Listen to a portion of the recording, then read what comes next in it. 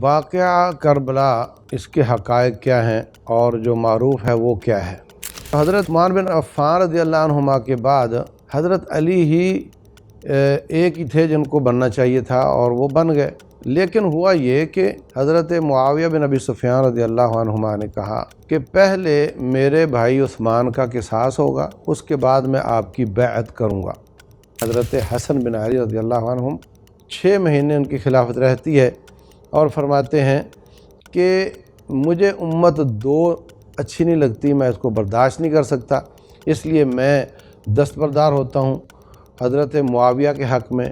وہ خلیفہ بن جائیں۔ میں سمجھتا ہوں کہ نبی صلی اللہ علیہ وسلم کے بعد اگر کسی کا سب سے بڑا احسان ہو سکتا ہے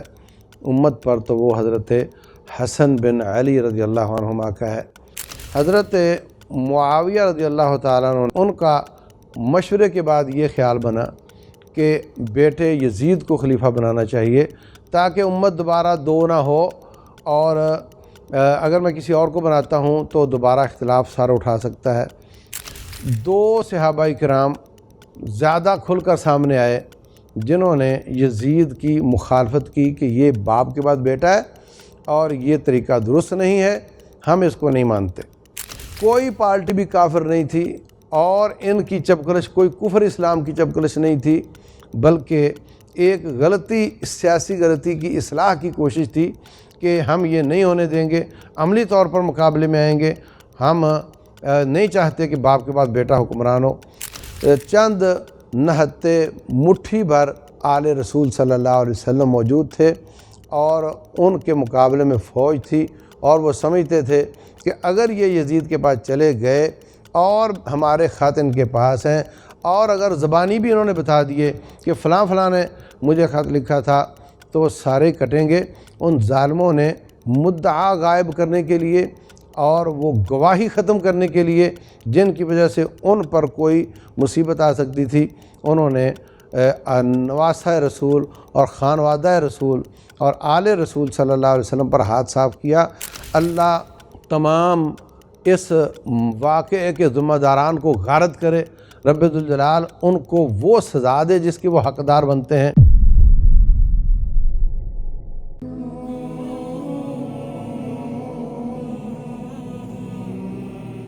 الحمدللہ والصلاة والسلام علی رسول اللہ وعلی آلہ وصحبہ ومن والاه۔ اشہد ان لا الہ الا اللہ وحدہ لا شریک لہ واشہد ان محمدا عبدہ ورسولہ صلی اللہ علیہ وسلم۔ واقعہ کربلا، اس کے حقائق کیا ہیں اور جو معروف ہے وہ کیا ہے؟ دیکھیں، حضرت علی رضی اللہ تعالیٰ عنہ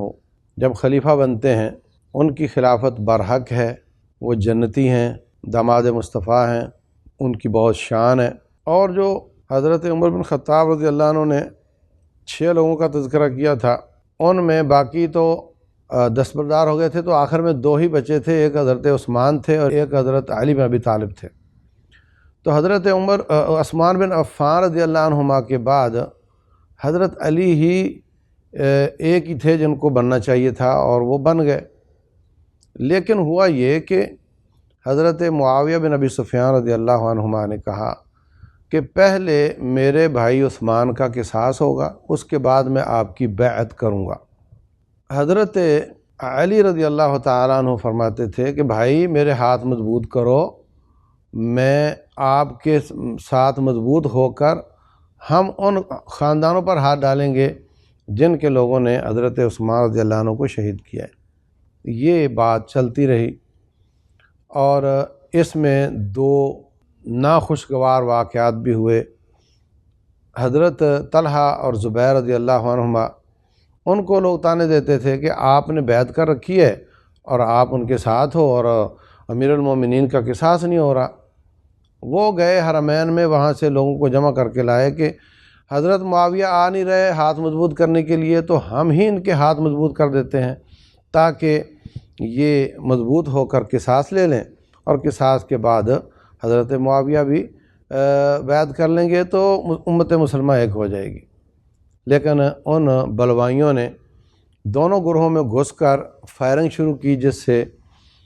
ان کے آپس میں چپکلش ہو گئی، اور اس کو جنگ جمل کہتے ہیں۔ اس کے بعد یہی بلوائی پیچھے پڑ گئے کہ جناب معاویہ رضی اللہ عنہ کے اوپر حملہ کرنا چاہیے، تو اس کو جنگ جمل کہتے ہیں۔ تو اس طریقے سے امت میں دو گروہ چلتے رہے۔ اس دوران حضرت علی رضی اللہ تعالیٰ عنہ کو ایک ظالم نے شہید کر دیا، مظلومانہ طور پہ شہید کر دیا۔ ان کے بعد خلیفہ بنتے ہیں حضرت حسن بن علی رضی اللہ عنہما، اور وہ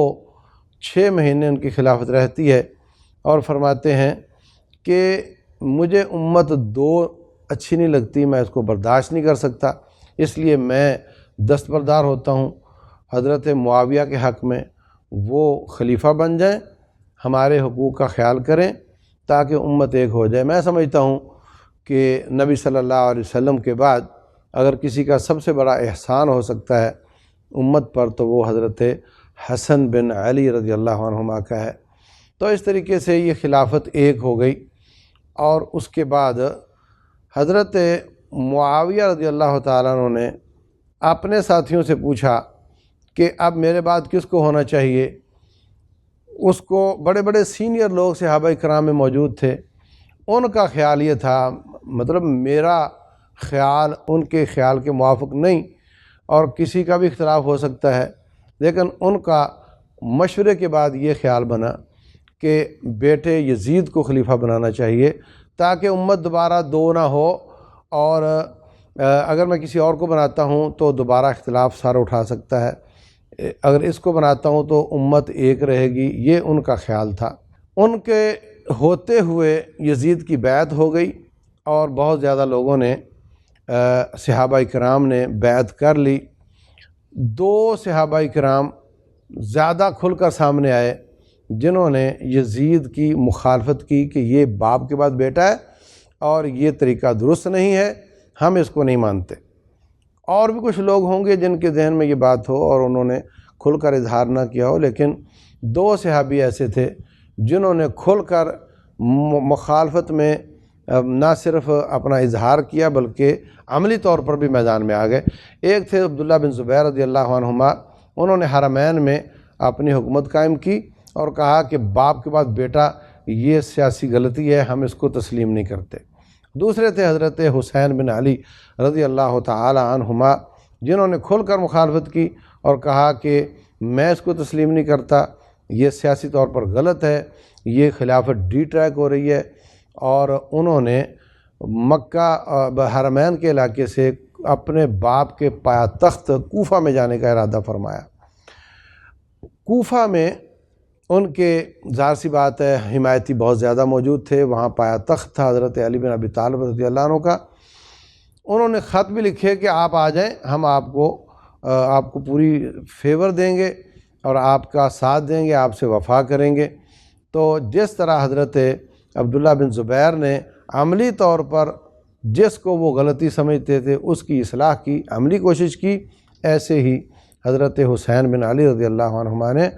اس غلطی کی اصلاح کی عملی کوشش کی۔ دونوں طرف صحابہ کرام تھے، ان کے ساتھ بھی صحابہ کرام تھے، عبداللہ بن زبیر رضی اللہ عنہ کے ساتھ بھی صحابہ کرام تھے، اور حضرت حسین بن علی رضی اللہ عنہ کے ساتھ بھی صحابہ کرام، اور ادھر یزید کے ساتھ بھی بہت زیادہ صحابہ کرام تھے، اور کوئی پارٹی بھی کافر نہیں تھی، اور ان کی چپکلش کوئی کفر اسلام کی چپکلش نہیں تھی، بلکہ ایک غلطی سیاسی غلطی کی اصلاح کی کوشش تھی کہ ہم یہ نہیں ہونے دیں گے، عملی طور پر مقابلے میں آئیں گے، ہم نہیں چاہتے کہ باپ کے بعد بیٹا حکمران ہو۔ تو یہ صورتحال پیدا ہوئی۔ حضرت حسین بن علی رضی اللہ عنہما کو صحابہ کرام نے کوفہ جانے سے منع کیا، عبداللہ بن عباس رضی اللہ عنہما اور دوسرے تیسرے لوگوں نے، میں چونکہ مختصر بیان کرنا چاہتا ہوں، تو انہوں نے منع کیا۔ اگر یہ ایسا ہوتا کہ کفر اسلام کا مارکہ ہے تو کوئی صحابہ بھی کسی کو منع نہیں کرتے کفر اسلام کے مارکے میں شرکت کرنے سے۔ وہ سمجھتے تھے کہ یہ ایک غلطی کی اصلاح کی کوشش ہے اور ہمیں یہ کامیاب ہوتی نظر نہیں آتی، کوفے والے وفادار نہیں ہیں، اس لیے آپ مت جائیں۔ انہوں نے کہا اگر آپ کا یہ مسئلہ ہے تو میں چیک کر لیتا ہوں ان کی وفا۔ انہوں نے ان کو پوچھا انہوں نے خط میں جواب دیا کہ نہیں نہیں، ہم آپ کے وفادار ہیں، آپ تشریف لائیں۔ انہوں نے مزید چیک کرنے کے لیے مسلم بن عقیل جو کہ ان کے کزن تھے ان کو بھیجا۔ وہ گئے، انہوں نے جا کر چیک کیا کہ واقعتاً لوگوں میں بڑی گرمجوشی ہے اور وہ پورا مکمل تعاون اور وفا کرنا چاہتے ہیں۔ انہوں نے جواب میں لکھ دیا کہ جناب آپ آ جائیں، جو انہوں نے خط میں لکھا تھا ویسی ہی ان کی عملی صورتحال ہے۔ جیسے انہوں نے خط لکھا ہے، پیچھے سے وقت کے حکمران کا دباؤ آیا ہے اور حضرت مسلم بن عقیل پکڑ لیے گئے ہیں اور بعد میں ان کو شہید کر دیا گیا ہے۔ تو وہ رپورٹ جو آئی تھی وہ رپورٹ آ چکی ہے، اس پرانی رپورٹ کی بیس پر حضرت حسین بن علی رضی اللہ عنہما چل پڑے ہیں، جبکہ حالات بدل چکے ہیں۔ راستے میں رپورٹ آ گئی، اطلاع آ گئی کہ ان کو شہید کر دیا گیا ہے اور کوفے والوں نے کوئی وفا نہیں کی ہے۔ اب حضرت حسین بن علی رضی اللہ عنہما نے واپسی کا ارادہ کیا۔ کفر اسلام کے مارکے سے شیر کا بچہ ہے، اللہ کے شیر کا بیٹا ہے، کبھی بھی واپسی کا ارادہ کرنے والے نہیں تھے۔ وہ سمجھتے تھے کہ جس کی اصلاح کے لیے جا رہا ہوں وہ نہیں ہونے جا رہی، کیونکہ لوگوں نے وفا نہیں کی ہے، اس لیے میں واپس جاتا ہوں۔ تو حضرت مسلم بن عقیل کے رشتہ داروں نے کہا کہ اگر آپ نہیں جا رہے تو ہم تو پھر بدلہ لینے کے لیے جا رہے ہیں۔ تو حضرت حسین بن علی رضی اللہ عنہما نے وفا کرتے ہوئے کہا کہ اگر آپ لوگ جا رہے ہو تو میرے پیچھے رہنے میں کوئی خیر نہیں ہے، میرے بھیجنے پر وہ گئے تھے اور میں پیچھے چلا جاؤں اور آپ لوگ آگے جاؤ، میں ابھی پھر چلتا ہوں۔ تو دیکھیں، پہلے اس سیاسی غلطی کی اصلاح کی نیت سے جا رہے تھے، اس کے بعد اب ایک بات اور شامل ہو گئی ہے کہ مسلم بن عقیل کا بدلہ لینا ہے، اس کے لیے جا رہے ہیں۔ اور جب وہ کوفہ کی طرف جا رہے ہیں تو کوفہ میں دور ہی ان کو روک لیا گیا ہے، اور اگر آپ نقشہ دیکھیں تو جو کربلا ہے وہ کوفہ اور دمشق شام روڈ پر واقع ہے، وہ حرمین سے کوفہ جانے والی روڈ پر واقع نہیں ہے۔ تو وہاں سے ان کو کوفہ جانے نہیں دیا گیا اور وہ وہاں سے چلے گئے ہیں شام روڈ پر، اور وہاں ان کو روک لیا گیا ہے اور وہاں پر ان سے بات ہوئی ہے کہ آپ آگے نہیں جا سکتے۔ وہ کہتے ہیں جی اگر میں آگے نہیں جا سکتا تو پھر میری تین باتیں ہیں، یا تو مجھے کفر اسلام کے مارکے والے محاذ پر بھیج دو، میں وہاں جا کر کے کافروں سے لڑتا ہوا شہید ہو جاؤں گا، یا پھر مجھے واپس حرمین جانے دو، اور تیسری بات یہ کہ آپ کو بھیجا ہے یزید نے تو مجھے یزید کے پاس لے جاؤ، میں اس سے خود بات کر لوں گا۔ تو انہوں نے یہ تینوں آپشن قبول نہیں کیے اور ان کو ہر طرف سے بند کر کے ظالمانہ طور پہ شہید کیا ہے۔ یہ بہت ہی دل گداز مارکا ہے، اور اس میں چند مٹھی بھر لوگ تھے اور مقابلے میں وہاں وہ علاقے کی فوج تھی، اور وہاں مارکا جتنا بھی سخت ہوا ہو اس میں اتنے دن نہیں لگتے جتنے بیان کرنے والے لگاتے ہیں۔ تو ان کو مظلومانہ طور پہ وہاں پہ شہید کر دیا گیا ہے۔ یہ واقعہ اختصار کے ساتھ کربلا کا واقعہ ہے۔ تو اگر وہ سمجھتے تھے کہ میرے لیے کوئی خیر نہیں ہے یزید کے پاس، تو ان کو یہ آپشن دینے کی ضرورت نہیں تھی کہ مجھے یزید کے پاس لے جاؤ۔ اور اگر وہ سمجھتے تھے کہ یہ مارکا جو کوفیوں کے ساتھ ہو رہا ہے یہ کفر اسلام کا ہے، تو وہ کبھی بھی یہ نہ کہتے کہ مجھے اسلام کے محاذوں پہ، اسلام کی سرحدوں پر بھیج دیں تاکہ وہاں جا کر میں کفر سے لڑتا ہوا شہید ہو جاؤں۔ وہ سمجھتے تھے کہ یہ مارکا ایک اصلاح کا مارکا تھا اور اصلاح ہونے نہیں جا رہی، اس لیے مجھے وہاں سے واپس آ جانا چاہیے یا محاذ پہ چلے جانا چاہیے، یا پھر جس کے ساتھ جھگڑا ہے، جس کے بھیجنے پر آپ لوگ آئے ہو، میں اس کو جا کر خود مل لیتا ہوں اور میں ان کے ساتھ اپنی ڈیل کر لیتا ہوں۔ اگر وہ سمجھتے تھے کہ یہ جو مجھے یہاں بند کر کے شہید کرنا چاہ رہے ہیں ان سے یزید کو ملنا زیادہ بہتر ہے، تو انہوں نے یہ آپشن پیش کیا۔ اگر وہ سمجھتے کہ یزید کو ملنے سے تو کوئی خیر کی امید نہیں ہے تو پھر یہیں رہ جانا چاہیے، تو پھر وہ یہ شرط ان کے سامنے قطعاً پیش نہ کرتے، بلکہ وہ ان کے ساتھ لڑنے کو ہی زیادہ پسند کرتے۔ تو بہر صورت چند نہتے مٹھی بھر وہ آل رسول صلی اللہ علیہ وسلم موجود تھے، اور ان کے مقابلے میں فوج تھی، اور وہ سمجھتے تھے کہ اگر یہ یزید کے پاس چلے گئے اور ہمارے خط ان کے پاس ہیں اور اگر زبانی بھی انہوں نے بتا دیے کہ فلاں فلاں نے مجھے خط لکھا تھا تو وہ سارے کٹیں گے۔ ان ظالموں نے مدعا غائب کرنے کے لیے اور وہ گواہی ختم کرنے کے لیے جن کی وجہ سے ان پر کوئی مصیبت آ سکتی تھی، انہوں نے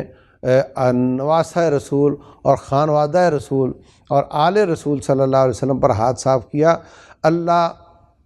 تمام اس واقعے کے ذمہ داران کو غارت کرے، رب ذوالجلال ان کو وہ سزا دے جس کے وہ حقدار بنتے ہیں۔ ہم 1400 سال بعد بیٹھ کر یہ فیصلہ نہیں کر سکتے اور ایسی تاریخی اور ضعیف روایات کی بنیاد پر کہ اس کا ذمہ دار کون کون تھا، میرا رب زیادہ جانتا ہے کہ کون کون اس کا ذمہ دار تھا۔ اللہ تبارک و تعالیٰ اپنے علم کے مطابق ان کا فیصلہ کرے گا، اور اللہ تعالیٰ ہماری دعا ہے کہ اللہ تعالیٰ آل رسول صلی اللہ علیہ وسلم کو کروٹ کروٹ جنتیں دے، اعلیٰ ترین مقامات دے، اور رب ذوالجلال لغزشوں سے درگزر فرمائے، اور جو ظالم تھے، جن ظالموں نے ان کو ظالمانہ طریقے سے شہید کیا، ان ظالموں کو اللہ غارت کرے اور ان کو وہ سزا دے جس کے وہ حقدار بنتے ہیں۔ لیکن ہم یہاں بیٹھ کر نومینیٹ کریں اور یہاں بیٹھ کر گالیاں دینا شروع کریں، اس کا ایک نقصان ہو سکتا ہے کہ جس کو گالیاں دی جائیں اگر وہ حقدار نہ ہوا تو قیامت والے دن ہمیں وہ سارے بدلے دینے پڑیں گے۔ اس لیے ایک بات تو یہ ہے کہ بہت دلگداز معرکہ اور بہت ہی تکلیف دہ ہے، اور یہ بہت ہی ظلم ہوا ہے، اور اللہ تبارک و تعالیٰ جیسا میں نے دعا کی اور جیسے ان پر بد دعا کی، اللہ اس کو قبول کرے۔ دوسری بات یہ ہے کہ اسلام کا معیار، کامیابی کا معیار یہ ہے کہ نبی صلی اللہ علیہ وسلم پر جو وحی نازل ہوئی اور وہ آپ کی دنیا سے چلے جانے پر وحی کا سلسلہ بند ہوا، ان دو کے بیچ میں جو اسلام آیا ہے وہ ہمارا دین ہے، اور جو اس پر عمل کرے گا وہ حق پر ہے اور وہ جنت میں جائے گا، اور جو اس پر عمل نہیں کرے گا وہ باطل پر ہے اور وہ جہنم میں جائے گا۔ اللہ تبارک و تعالیٰ فرماتے ہیں وَيَوْمَ يُنَادِيهِمْ، اللہ قیامت والے دن ان کو پکارے گا، اور فَيَقُولُ مَاذَا أَجَبْتُمُ الْمُرْسَلِينَ، پوچھے گا کہ تم نے رسولوں کو کیا جواب دیا تھا۔ یہ ہے کوسچن پیپر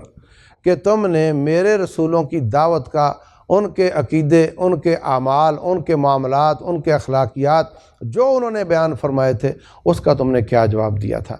انہوں نے جو کہا تھا کرنے کا تم نے کیا تھا یا نہیں کیا تھا، انہوں نے جو منع فرمایا تھا تم باز آئے تھے یا نہیں آئے تھے۔ یہ کوسچن پیپر ہے قیامت والے دن۔ ماذا اجبتم المرسلین، تم نے اپنے اپنے نبیوں کو کیا جواب دیا تھا، اور جو اس پر عمل کرے اور ان کے فرامین کو جو حکم دیے تھے ان پہ عمل کرے، جس سے منع کیا تھا اس سے باز آ جائے، وہ حق پر ہے، وہ جنت میں جا سکتا ہے۔ لیکن آج کل یہ کہا جا رہا ہے، ڈی ٹریک کیا جا رہا ہے، اپنی پیچ پر کھیلنے کے لیے لوگوں کو مجبور کیا جا رہا ہے، وہ یہ ہے کہ تم بتاؤ کہ کربلا کے واقعے میں تم اس پارٹی کے ساتھ ہو یا اس پارٹی کے ساتھ ہو۔ اگر تم اس پارٹی کے ساتھ ہو تو تم حق پر ہو، اگر اس پارٹی کے ساتھ ہو تو تم باطل پر ہو۔ میں نہیں سمجھتا کہ کوئی مسلمان بھی جو ظالم حضرت حسین بن علی رضی اللہ تعالیٰ عنہ کو شہید کرنے والے ظالم تھے ان کے ساتھ کوئی بھی ہو، کوئی مسلمان ایسا نہیں ہو سکتا کہ جو ان کے ساتھ ہو۔ لیکن اصل کہانی یہ ہے کہ جن کو ہم ظالم قرار دیتے ہیں تم بھی اس کو مانو اور تم اس کے ساتھ اس پر لعن طعن کرو اور اس کی برائی کرو تو تم حق پر ہوگے، اور اگر تم لعن طعن نہیں کرتے تو تم حق پر نہیں ہوگے۔ یہ نئی پیچ تیار کر کے مسلمانوں کو اس پر کھیلنے کے لیے کہا جا رہا ہے، جبکہ اسلام اس واقعے سے، اس دلگداز واقعے سے آدھی صدی پہلے مکمل ہو چکا تھا۔ یہ واقعہ 61 ہجری میں ہوا ہے، نبی صلی اللہ علیہ وسلم کی وفات سے 51 سال بعد ہوا ہے، اور جو اسلام تھا وہ آدھی صدی پہلے مکمل ہو چکا تھا، اور جو اس واقعے سے پہلے دنیا سے جا چکے ہیں وہ سارے اس پر عمل کر کے جنت میں جا سکتے ہیں، نبی صلی اللہ علیہ وسلم کے حکموں پر عمل کر کے جنت میں جا سکتے ہیں، آپ کے منع کردہ چیزوں سے رک کر باز آ کر جنت میں جا سکتے ہیں۔ تو قیامت تک کے لوگ اسی پر عمل کر کے جنت میں جا سکتے ہیں، انہی فرامین پر عمل کر کے انہی منہیات سے باز آ کر جنت میں جا سکتے ہیں۔ یہ ہے معیار حق۔ مجھے تکلیف ہوتی ہے، مجھے پریشانی ہوتی ہے کہ بڑے بڑے پڑھے لکھے اور علماء کہلوانے والے بھی وہ اس پچ پر آ کر کھیلنے لگ جاتے ہیں کہ تم بتاؤ کہ تم حسینی ہو کہ یزیدی ہو، یہ جناب فلاں حسینی ہے اور یہ یزیدی ہے۔ یہ پچ نہیں ہے، یہ معیار حق نہیں ہے۔ حق وہ ہے جو آسمان سے آیا ہے اور وہی قیامت تک معیار ہے۔ یہ واقعہ بڑا ہی دلگداز ہے۔ اللہ تعالیٰ اس میں مظلوموں کو اعلیٰ جنت عطا فرمائے اور ظالموں کو غارت کرے، لیکن قیامت والے دن ماذا اجبتم المرسلین یہ کویشچن پیپر ہے، اور آپ کو اس کویشچن پیپر کی تیاری کروائی جا رہی ہے جو رب نے آپ سے نہیں پوچھنا۔ ہمیں اس کی تیاری کرنی چاہیے جو اللہ نے سوال کرنا ہے۔ اللہ تبارک و تعالی جو میں نے عرض کیا ہے سمجھنے اور عمل کرنے کی توفیق عطا فرمائے۔